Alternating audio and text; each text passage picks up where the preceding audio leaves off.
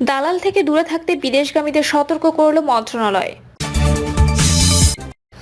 টুঙ্গিপাড়ায় পুলিশ আওয়ামী লীগ সংঘর্ষ, গাড়ি ভাঙচুর, আহত ৮। জাতীয় নির্বাচনে অংশ নিতে ইসলামী আন্দোলন খেলাফত মজলিসের ঐক্যমত্য। জানাবো বাদ বিসংবাদ শঙ্কা জাগছে, কেউ কাউকে ছেড়ে কথা বলছে না। এবং সর্বশেষ জানাবো বগুড়ায় আওয়ামী লীগ যুবলীগের ৫ নেতা গ্রেপ্তার। শুনছিলেন সংবাদ শিরোনাম, এবারে বিস্তারিত। দালাল থেকে দূরে থাকতে বিদেশগামীদের সতর্ক করল মন্ত্রণালয়। সম্প্রতি লিবিয়া, রাশিয়া, লেবানন, মালয়েশিয়া সহ অন্যান্য দেশে বিদেশগামীদের পাঠানোর ক্ষেত্রে প্রতারণার খবর আসছে। এ অবস্থায় দালালদের থেকে দূরে থাকার জন্য সতর্ক করেছে প্রবাসী কল্যাণ ও বৈদেশিক কর্মসংস্থান মন্ত্রণালয়। এতে বলা হয়েছে, বিদেশে কর্মসংস্থানের প্রলোভন ও মিথ্যা আশ্বাসের মাধ্যমে এক শ্রেণীর প্রতারক, দালাল ও এজেন্সি বাংলাদেশি কর্মীদের নিয়ম বহির্ভূত ও অবৈধভাবে বিদেশ গমনে প্রলুব্ধ করছে। তারা মূলত বিদেশ গমনেচ্ছু কর্মীদের মোটা অঙ্কের বেতন ও কাজের লোভ দেখিয়ে ট্যুরিস্ট বা ভিজিট ভিসার মাধ্যমে লিবিয়া, রাশিয়া, লেবানন ও মালয়েশিয়া সহ অন্যান্য দেশে প্রেরণ করছে। ট্যুরিস্ট বা ভিজিট ভিসায় কাজের আইনগত সুযোগ না থাকা এইভাবে বিদেশ গমন করে কর্মীরা শারীরিক, আর্থিক ও মানসিক ক্ষতির পাশাপাশি অনেক ক্ষেত্রে প্রাণহানি সহ জেল জরিমানার শিকার হচ্ছেন। কর্মসংস্থান ভিসায় বৈধ রিক্রুটিং এজেন্সি ছাড়া অন্য কোনো ব্যক্তি বা প্রতিষ্ঠানের মাধ্যমে বিদেশ গমন না করা, দালালের প্রলোভনে ট্যুরিস্ট বা ভিজিট ভিসায় কাজের উদ্দেশ্যে বিদেশ গমন না করা, বিদেশ গমনের আগে নিয়োগকর্তার নাম, ঠিকানা, চাকরির বিস্তারিত বিবরণ যেমন বেতন ভাতা, কর্মের মেয়াদ, থাকা, খাওয়া, আকামা ও ওয়ার্ক পারমিট সহ অন্যান্য সুবিধাদি সম্পর্কে নিশ্চিত হওয়া, বহির্গমন ছাড়পত্র ও গন্তব্য দেশের টিকিট ছাড়া কর্মসংস্থান ভিসায় বিদেশ গমন না করা, জলপথ, স্থলপথ বা পায়ে হেঁটে গমন করে কর্মের জন্য দালালের মিথ্যা প্রলোভনে আশ্বস্ত না হওয়া। টুঙ্গিপাড়ায় পুলিশ আওয়ামী লীগ সংঘর্ষ, গাড়ি ভাঙচুর, আহত ৮। গোপালগঞ্জের টুঙ্গিপাড়ায় মাসব্যাপী কর্মসূচির অংশ হিসেবে আওয়ামী লীগের লিফলেট বিতরণ করার সময় সাফায়েত নামে এক কর্মীকে গ্রেপ্তার করার পর তাকে ছাড়িয়ে নিতে পুলিশের সঙ্গে আওয়ামী লীগ নেতাকর্মীদের সংঘর্ষের ঘটনা ঘটে। এতে ৫ পুলিশ সদস্য সহ কমপক্ষে ৮ জন আহত হয়েছেন। এ সময় পুলিশের একটি গাড়ি ভাঙচুর করা হয়।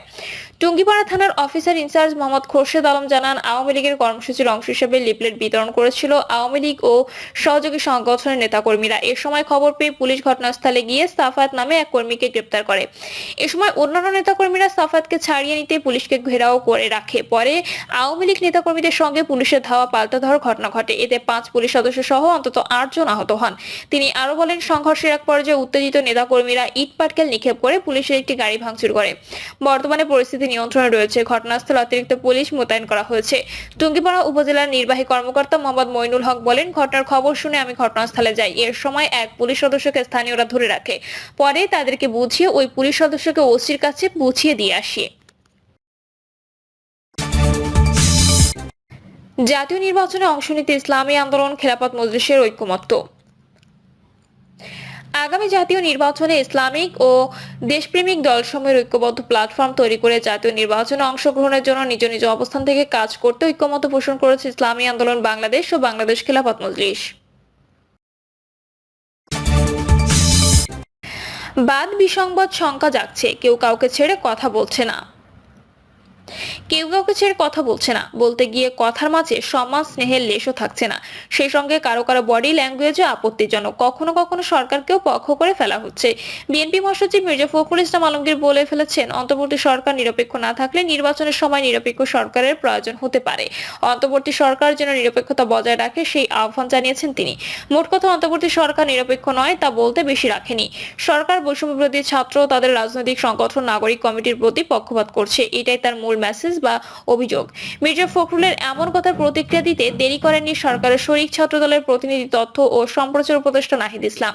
বিএনপি মহাসচিবের নিরপেক্ষ সরকারের দাবি মূলত আরেকটা 111 সংসদ গঠনের ইঙ্গিত বহন করে বলে অভিযোগ করেছেন নাহিদ। ফেসবুক পোস্টে তিনি লিখেছেন, মির্জা ফখরুল ইসলাম আলমগীরের বক্তব্যের সামনে আরেকটা 1-11 সরকার, সংসদীয় সংখ্যাগরিষ্ঠতা ও নতজন পররাষ্ট্রনীতির ধারাবাহিকতা এবং গুম, খুন ও জুলাই হত্যাকাণ্ডে বিচার না হওয়ার আভাস রয়েছে। নাহিদ ইসলামের পোস্ট শেয়ার করে সমন্বয়ক হাসনাত আব্দুল্লাহ বলেছেন, আন্দোলনের ডাক দিয়ে যারা মাঠ থেকে সরে যেত তারাই আদাতে রাজনীতি করছে। যে কোনো বিপ্লব বা অভ্যুত্থানের পর ক্ষমতা কেন্দ্রিক লড়াই হয় সংশ্লিষ্টদের মধ্যে, এটা খুবই স্বাভাবিক ঘটনা। বিভিন্ন মত ও পথের মানুষ সামিল হওয়ায় এমনটা হয়ে থাকে। বিশ্বের বিভিন্ন দেশে হয়েছে। অভ্যুত্থান বা বিপ্লবের পর বিভাজন রেখা স্পষ্ট হয়ে যায়, কিন্তু এই স্বাভাবিক ঘটনা এই বিভাজন এড়িয়ে যেতে পারাটাই কাঙ্ক্ষিত। সেখানে বড় হতাশা তাদের এই বাহাস ও খোঁচা খোঁচা চলমান রাজনীতিতে নতুন ঝড়ঝঞ্ঝার জঙ্কা জাগাচ্ছে। নিজেদের মাঝে বিবাদের পাশাপাশি ফ্যাসিস্টদের ফিরে আসার পথঘাট তৈরি হচ্ছে বলেও আভাস পাচ্ছেন রাজনীতি বোদ্ধারা। মির্জা ফখরুল যুক্তিগ্রাহ্যভাবে বলেছেন, যেহেতু ছাত্ররা একটি রাজনৈতিক দল গঠন করছে, এখানে সরকারে যদি ছাত্রদের প্রতিনিধি থাকে তাহলে তো সরকার নিরপেক্ষ থাকতে পারবে না, তা রাজনৈতিক দলগুলো মেনে নেবে না। বলা চলে এটি সরকারকে সতর্কবার্তা বা এক ধরনের প্রেসারে রাখার বক্তব্য, কিন্তু বৈষম্য বিরোধী ছাত্রদের কাছে তা এরকম নয়। তাদের জবাব আক্রমণাত্মক। ভেরিফাইড ফেসবুক পোস্টে তথ্য সম্প্রচার উপদেষ্টা নাহিদ ইসলাম লিখেছেন, ১/১১ এর বন্দোবস্ত থেকে আওয়ামী ফ্যাসিজমের উত্থান ঘটেছিল, তাই বিএনপি মহাসচিবের বক্তব্যের সামনে আরেকটা ১/১১ সরকার সংসদীয় সংখ্যাগরিষ্ঠতা ও নতজন পররাষ্ট্রনীতির ধারাবাহিকতা এবং গুম খুন ও জুলাই হত্যাকাণ্ডের বিচার না হওয়ার আভাস রয়েছে বলে মনে করেছেন নাহিদ ইসলাম। তিনি আরো লেখেন, ছাত্র এবং অভ্যুত্থানের নেতৃত্বকে মাইনাস করার পরিকল্পনা ৫ই আগস্ট থেকে শুরু হয়েছে। ৫ই আগস্টে যখন ছাত্র জনতা রাজপথে লড়াই চলছিল, পুলিশের গুলি অব্যাহত ছিল, তখন আপোষকামী অনেক জাতীয় নেতা ক্যান্টনমেন্টে জনগণকে বাদ দিয়ে নতুন সরকার গঠনের পরিকল্পনায় ব্যস্ত ছিল। সমগ্র বিএনপি এই অবস্থান নিয়েছে বলে মনে করেন না তিনি, বরং বিএনপির কর্মী সমর্থকদের বড় অংশ অভ্যুত্থানের আকাঙ্ক্ষার বাস্তবায়ন চায়। নাহিদের পোস্ট নিজের ফেসবুক ওয়ালে শেয়ার করেছেন বৈষম্যবিরোধী ছাত্র আন্দোলনের আলোচিত কেন্দ্রীয় আহ্বায়ক হাসনাত আব্দুল্লাহ। তিনি বলেছেন, আন্দোলনের রাগ দিয়ে যারা মাঠ থেকে সরে যেত তারাই আতাতের রাজনীতি করছে। এর আগে মুজিববাদ জিয়াবাদ উল্লেখ করে বিএনপি আওয়ামী লীগ এক কাতারে বিবেচনা করা হয়েছে। এদিকে বৈষম্যবিরোধী ছাত্র আন্দোলনের মধ্যে এখন একাধিক গ্রুপ, ছোটখাটো সংঘাতও বেঁধেছে তাদের মধ্যে। বাংলা মোটরের বৈষম্যবিরোধী ছাত্র আন্দোলনের কেন্দ্রীয় অফিসে হামলা, মারামারি হয়েছে। এর পূর্বাপরে ভেতরে বাইরে রয়েছে নানা অঘটন, নমুনা ভালো নয়। বৈষম্যবিরোধী ছাত্র আন্দোলন এখন সর্বজনীন কোনো সংগঠন নয়। রাজনৈতিক সংগঠনের কর্মীদের অনেকেই এই প্ল্যাটফর্ম ছেড়ে চলে গেছে। জুলাই অভ্যুত্থানের সবচেয়ে ঝুঁকি নেওয়া কড়াই থেকে চুলায় পড়ে যায় কিনা এমন জিজ্ঞাসার মাঝে একটু একটু জবাবও মিলছে। বিপ্লব বা অভ্যুত্থান ব্যর্থ হয়ে তাদের কেবল শিক্ষা জীবন নয়, জীবনই নাই হয়ে যেত। তাদের সেই শক্তি এখন আর নেই। জাতীয় নাগরিক কমিটি নামে তাদের যে অংশটি নতুন দল গঠনের মাঠে সক্রিয়, তাদেরও রয়েছে অনেক অব্যক্ত কথা। জাতীয় নাগরিক কমিটি জুলাই ফাউন্ডেশন সম্পর্কে যে অভিযোগ করেছে তাও গুরুতর। ফাউন্ডেশনের সাধারণ সম্পাদক পদ ছেড়ে দিয়েছেন আলোচিত আরেক সমন্বয়ক সার্জিস আলম। এর কারণ হিসেবে বলেছেন, তিনি এখন আর এই কাজে সময় দিতে পারছেন না। পুরো বিষয়টি গোলমেলে। অথচ তারা বিশ্বময় আলোচিত, প্রশংসিত, দেশের সমদ্রিত, আদরণীয়। সেই সঙ্গে বাংলাদেশ আন্তর্জাতিক বিশ্বের কাছে গুরুত্বপূর্ণ সাবজেক্ট। এমন একটি সময়ে জুলাই আগস্ট অভ্যুত্থানের ফ্রন্ট লাইনের শিক্ষার্থীদের মধ্যে বিভেদ অকাম্য। আবার আন্দোলনের মাঠকে বিজয়ের উপযুক্ত করে দেওয়া সুপার পাওয়ার বিএনপির সঙ্গে তাদের বিরোধ প্রত্যাশিত নয়। এর মাঝে অদৃশ্য সুতার টান আছে বলে ধারণা করছেন কেউ কেউ। গণতান্ত্রিক সমাজে নিজের মত প্রকাশ করা ও দল করার অধিকার প্রত্যেক নাগরিকের আছে, কিন্তু সেই দলের সঙ্গে রাষ্ট্র বা প্রশাসন যন্ত্রের যদি কোনরূপ সংশ্লিষ্টতা থাকে তবে প্রশ্ন উঠবেই। আর এই কারণেই কি অন্তর্বর্তী সরকারের উপদেষ্টা পরিষদ থেকে পদত্যাগ করে তথ্য উপদেষ্টা নাহিদ ইসলাম এবং যুব ও ক্রীড়া উপদেষ্টা আসিফ মাহমুদ ছাত্র জনতার উদ্যোগে গঠিত হতে যাওয়া নতুন রাজনৈতিক দলের হাত ধরতে পারেন বলে খবর প্রকাশ হয়েছে। এছাড়া আগামী জুন মাসে আরেক উপদেষ্টা মাহফুজ আলম নাকি পদত্যাগ করতে পারেন। এদিকে ছাত্রদের নতুন দলের গঠনতন্ত্র তৈরির কাজ চলমান রয়েছে। দেশের ও দেশের বাইরে, বিশেষ করে বিভিন্ন দেশে গণঅভ্যুত্থানের মাধ্যমে যেসব রাজনৈতিক দল গঠন হয়েছে সেসব দলের গঠনতন্ত্র নিয়ে আলোচনা পর্যালোচনা চলছে। এই তালিকায় আছে তুরস্কের এরদোয়ানের একে পার্টি, পাকিস্তান তেহরিক ইনসাফ পার্টি, ইন্দোনেশিয়া আন্না হাদা পার্টির গঠনতন্ত্র। মাত্র কদিন আগে প্রধান উপদেষ্টা বলেছেন, সব রাজনৈতিক দল সহ তাদের একসঙ্গে দেখলে তিনি সাহস পান। অথচ সেখানে এখন প্রধান উপদেষ্টা সব রাজনৈতিক দলকে একসঙ্গে দেখার অভিপ্রায় গোলমালায় দেখা দিয়েছে। মির্জা ফখরুল তার সংঘার কথা জানাতে গিয়ে বলেছেন, আমাদের অভিজ্ঞতা থেকে দেখেছি, নির্বাচন যদি দ্রুত না হয়, সময় ক্ষেপণ করা হয়, তাহলে অন্যান্য শক্তি মাথাচাড়া দিয়ে উঠতে থাকে। তখন জনগণের যে চাহিদা, সেই চাহিদা থেকে তারা পুরোপুরিভাবে বঞ্চিত হয়। বলার তো অপেক্ষা রাখে না। জুলাই আগস্টের গণঅভ্যুত্থানের পর ডক্টর মোহাম্মদ ইউনূসের নেতৃত্বে গঠিত অন্তর্বর্তী সরকারের প্রতি সর্বস্তরের মানুষের বিপুল সমর্থন ছিল। এখন কিছুটা হলেও পড়তির দিকে। জনমনে নানা সংশয়ের সংখ্যা। 5ই আগস্টের আগে আন্দোলনকারী ছাত্র নেতা ও রাজনৈতিক দলের অভিন্ন প্রতিপক্ষ ছিল স্বৈরাচারী সরকার। ছাত্র জনতার অভ্যুত্থানের মাধ্যমে সেই সরকার বিদায় নেওয়ার পর জনগণের প্রত্যাশা ছিল আন্দোলনকারী সব পক্ষের সমর্থন ও সহযোগিতা নিয়ে অন্তর্বর্তী সরকার দক্ষতার সঙ্গে দেশ পরিচালনা করবে। অন্তত জনগণের মৌলিক সমস্যাগুলো সমাধানে ব্রতী হবে, কিন্তু বাস্তবতা দিনে দিনে ফিকে হয়ে যাচ্ছে। নির্বাচন নিয়ে বিএনপির নেতৃত্ব ও একাধিক উপদেষ্টা ছাত্রনেতার মধ্যে চলমান বাহাস ওই সংখ্যাকে কেবলই ভারী করেছে।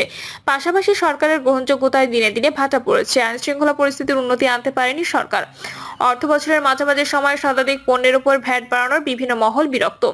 দেশের মানুষ গণহত্যাকারী পুলিশ, রাব, গুমকারী, আয়নাঘরের সঙ্গে জড়িত সেনা সদস্যদের বিচার দেখতে চায়। এসব বিষয়ে সরকারের কার্যক্রম সন্তোষজনক নয়।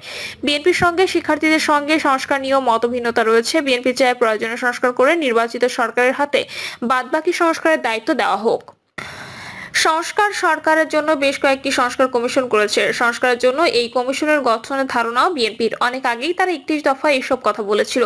সংস্কার কমিশনগুলো যে প্রস্তাব দিয়েছে তার অধিকাংশই বিএনপি অনেক আগেই ঘোষণা করেছে যে তারা ক্ষমতায় গেলে এসব সিদ্ধান্ত বাস্তবায়ন করবে। বিএনপি এও বলেছে নির্বাচিতদের নিয়ে জাতীয় সরকার গঠন করা হবে। এই নির্বাচিত সরকার সবাইকে নিয়ে প্রয়োজনীয় সংস্কার করবে।